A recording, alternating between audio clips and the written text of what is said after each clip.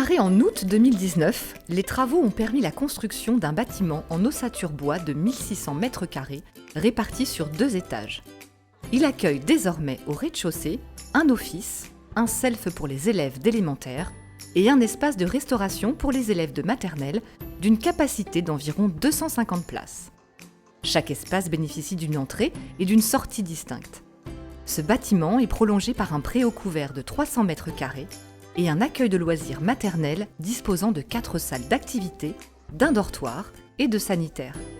À l'étage, 6 salles d'activité ainsi que des sanitaires adaptés aux personnes à mobilité réduite sont aménagées pour l'accueil de loisirs élémentaires.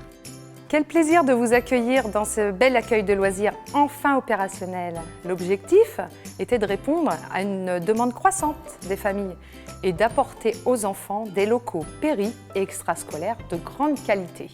Ce bâtiment neuf est conçu pour permettre aux enfants la pratique d'un plus grand nombre d'activités, avec de nombreux espaces dédiés, comme vous pouvez le voir sur cette vidéo. C'est une belle structure, colorée, fonctionnelle, confortable. Et je finirai mon propos par remercier le service jeunesse et les animateurs qui ont pensé, réalisé l'aménagement des locaux et œuvrent chaque jour pour le bien-être des enfants.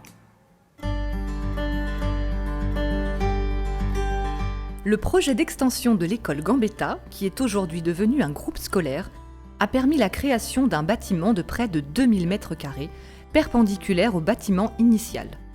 Cette construction accueille dorénavant, au rez-de-chaussée, une école maternelle composée de 3 salles de classe, d'un dortoir et d'une cour spacieuse partagée avec l'accueil de loisirs qui dispose ainsi de 2 salles d'activité supplémentaires. Un self pour les élèves d'élémentaire et une salle de restauration pour ceux de maternelle ont également été aménagés. À l'étage, 4 classes élémentaires ainsi que 6 salles d'activité sont réalisées. Des sanitaires PMR ainsi que des bureaux complètent les 2 niveaux.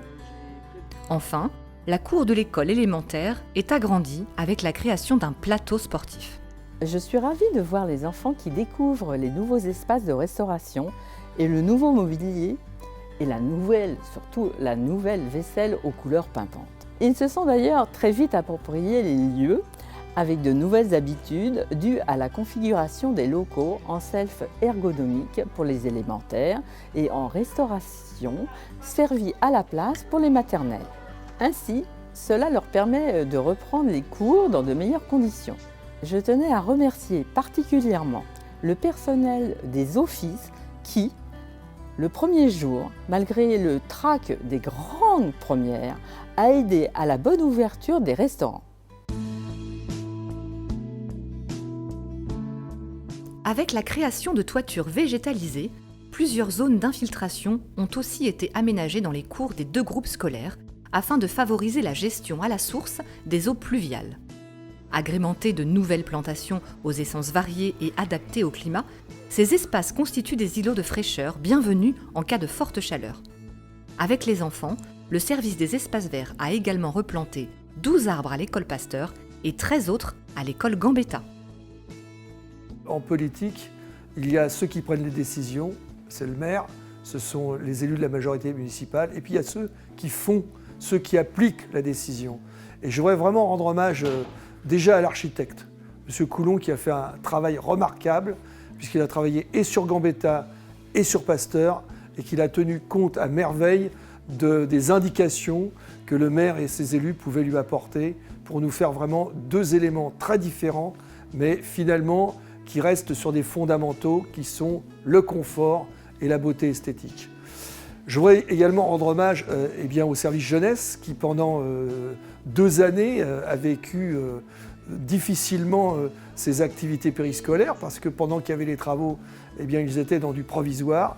Et puis aussi aux directrices d'école qui nous ont apporté et leur soutien et leurs compétences pour qu'ensemble on conçoive ce projet et enfin, aux parents d'élèves qui ont été si agréables et si porteurs dans ce projet et qui ont compris qu'il fallait donner du temps au temps. Ben oui, c'est cela, la politique. On prend les décisions, il faut le temps et l'argent aussi de mener à bien ces décisions. Alors merci à tous ceux qui ont eu cette patience Et aujourd'hui, je crois que ceux qui sont récompensés, ce sont les enfants, parce que Sannois est une ville d'avenir, c'est une ville qui est en train de se dynamiser, et c'est une ville qui doit être un phare dans toute l'agglomération du Val-Parisis. Eh bien, nous avons de ce phare 2 belles lumières qui sont aujourd'hui Gambetta et Pasteur.